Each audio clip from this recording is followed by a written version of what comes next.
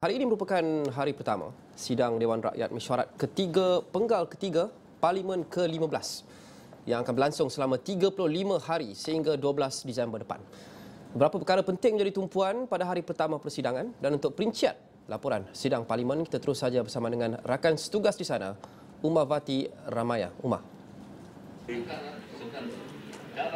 Terima kasih rakan setugas di studio. Dan pembentangan Belanjawan 2025 oleh Perdana Menteri Datuk Seri Anwar Ibrahim pada Jumaat ini pastinya bakal menjadi tumpuan utama pada mesyuarat ketiga penggal ketiga Parlimen ke-15 yang akan bersidang 35 hari bermula hari ini sehingga 12 Disember nanti.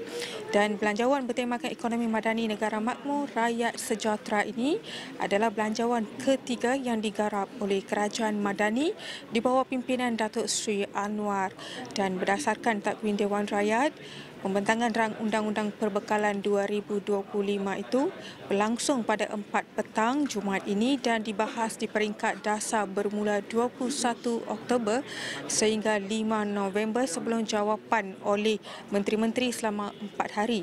Dan persidangan Dewan Rakyat kemudian akan diteruskan dengan perbahasan rang undang-undang itu di peringkat jawatan kuasa bermula 13 November hingga 3 Disember untuk diluluskan di Dewan Rakyat.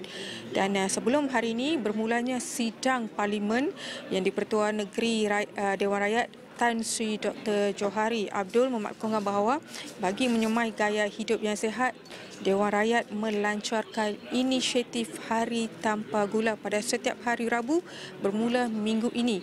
Dan katanya inisiatif itu bukan sahaja melibatkan kaki tangan Parlimen, malah turut melibatkan ahli Parlimen. Dan kita dengarkan sedikit sedutan beliau sebentar tadi. Dalam pada itu, bagi menyemai gaya hidup sihat, program Hari Tanpa Gula, saya ulangi, Hari Tanpa Gula akan dilaksanakan di Parlimen Malaysia pada setiap hari Rabu. Hari Tanpa Gula ini bukan sahaja akan melibatkan kaki tangan Parlimen, tetapi turut melibatkan ahli-ahli Parlimen juga. Ini selaras dengan kempen gaya hidup sihat yang perlu kita amalkan bersama. Dan kemudian Tan Sri Johari Abdul turut memaklumkan Dewan Rakyat membenarkan lebih banyak soalan diajukan pihak penyokong kerajaan ataupun backbenchers dalam kedudukan 10 soalan teratas bagi sesi soal jawab lisan dalam aturan urusan mesyuarat Dewan Rakyat. Beliau berkata keputusan itu dibuat susulan permohonan mengurusi kelab penyokong kerajaan iaitu Datuk Muhammad Syahar Abdullah yang juga ahli Parlimen Padang Besar untuk meningkatkan jumlah pertanyaan oleh pihak penyokong kerajaan kepada 6 soalan dalam kedudukan 10 teratas. Dan kita dengarkan apa yang dikatakan oleh Tan Sri Johari sebentar tadi.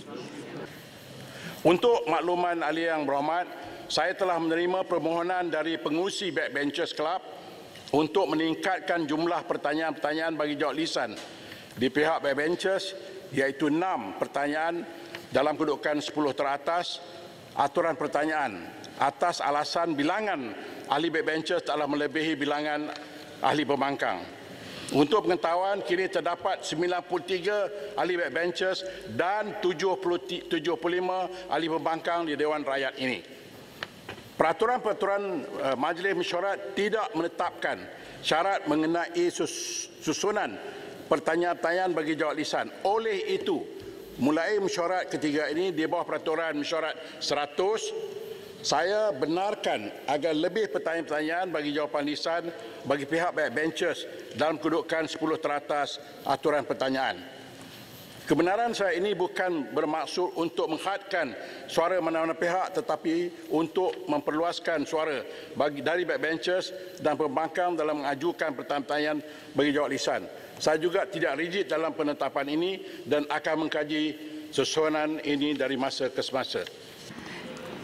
Namun demikian, keputusan beliau dibantah oleh Datuk Seri Taqiyuddin Hassan yang juga merupakan ahli Parlimen Kota Baru yang menyifatkan keputusan itu tidak adil dan berpendapat ahli Parlimen Pembangkang seharusnya diberi peluang untuk bertanya lebih banyak soalan. Dan mungkin kita boleh dengarkan sedikit sedutan beliau sebentar tadi. Ini adalah urusan Dewan. sepatutnya apa-apa permohonan sama ada daripada backbencher ke daripada pembangkang dibincang dalam jawatankuasa pilihan Parlimen yang dihadiri oleh Yang Berhormat Perdana Menteri Timbalan Perdana Menteri sebagai Ketua Whip Kerajaan, Ketua Pembangkang, saya sendiri, Seremban, Pandan, Pengerang ada di situ. Yang Berhormat sendiri jadi pengurusi, bincanglah di situ. Kata nak jadikan kita ni check and balance. Ini check pun tak ada, balance pun tak ada.